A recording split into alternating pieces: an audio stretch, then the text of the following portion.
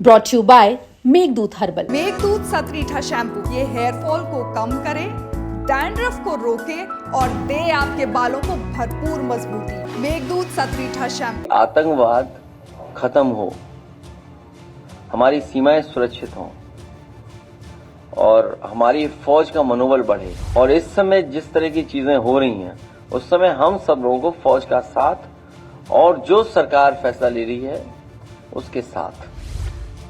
पाकिस्तान अपनी नापाक हरकत से बाज नहीं आ रहा है। पहलगाम हमले के बाद जब भारत ने ऑपरेशन सिंदूर को अंजाम दिया तो पाकिस्तान 7 और 8 मई की दरमियानी रात में भारत के 15 शहरों को निशाना बनाते हुए मिसाइलें दागी। लेकिन भारत के एयर डिफेंस सिस्टम ने इन सारे हमलों को फेल कर दिया। एक और भारत का एयर डिफेंस सिस्टम काम कर रहा है तो दूसरी ओर राजनीतिक सिस्टम भी काम कर रहा है। सत्ता पक्ष और विपक्ष दोनों एक लाइन में बात कर रहे हैं और कह रहे हैं कि आतंकवाद को जड़ से खत्म कर देंगे। यूपी की राजनीति में भी ऐसी ही राजनीति देखने को मिल रही है। विपक्षी दल समाजवादी पार्टी के अध्यक्ष अखिलेश यादव भी कह रहे हैं कि आतंकवाद को खत्म करने के लिए भारतीय सेना और सरकार को फुल सपोर्ट है। क्योंकि आतंकवाद खत्म हो, हमारी सीमाएं सुरक्षित हों और हमारी फौज का मनोबल बढ़े। सबसे बहादुर फौज है हमारी और दुनिया में इतनी कठिन परिस्थितियों में बहुत कम देश की फौजें होंगी जो काम करती होंगी।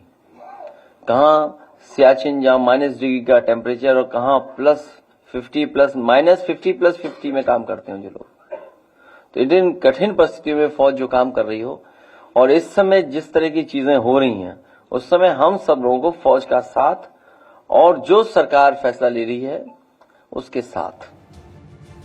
न सिर्फ अखिलेश यादव बल्कि मुख्यमंत्री योगी आदित्यनाथ ने भी पाकिस्तान को इसी लहजे में जवाब दिया। योगी ने कहा कि नया भारत जो विकसित भारत की आधारशिला बन चुका है वो छोड़ता नहीं है, मांद में घुसकर सबको जवाब देता है। कल भारत की ताकत का एहसास दुनिया ने भी किया। विकसित भारत कैसा है इसकी झलक कल भी आपने देखी होगी। याद करिए, विकसित भारत किसी को छेड़ता नहीं है।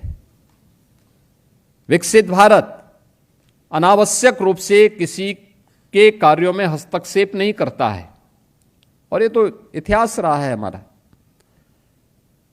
बेवजह हमने किसी देश के कार्य में कभी भी हस्तक्षेप नहीं किया, लेकिन अगर कोई हमारे आंतरिक मामलों में हस्तक्षेप करके हमारे नागरिकों को छेड़ता है, उनकी सुरक्षा में सेंध लगाता है, तो नया भारत जो विकसित भारत की आधारशिला बन चुका है वह उसको छोड़ता भी नहीं है, उसकी मांद में घुस करके उसको जवाब देता है।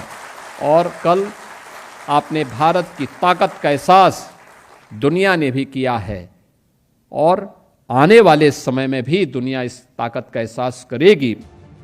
दरअसल 6 और 7 मई की दरमियानी रात 1:05 पर भारतीय फौज के आत्मघाती ड्रोन और लड़ाकू विमानों ने पाकिस्तान और पीओके में कुल 9 ठिकानों को निशाना बनाया।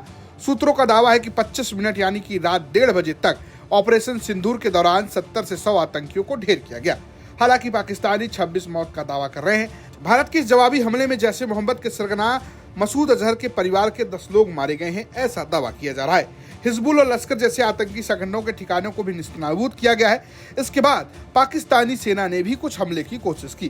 पाकिस्तान ने भारत की कई जगहों पर हमले की कोशिश की। इनमें अवंतीपुरा, श्रीनगर, जम्मू, पठानकोट, अमृतसर, कपूरथला, जालंधर, लुधियाना, आदमपुर, भटिंडा, चंडीगढ़, फलौदी, उत्तरलाई और भुज शामिल है। सभी हमले नाकाम रहे। भारत ने जवाबी कार्रवाई करते हुए लाहौर के एयर डिफेंस सिस्टम को तबाह कर दिया है। ब्यूरो रिपोर्ट यूपी तक।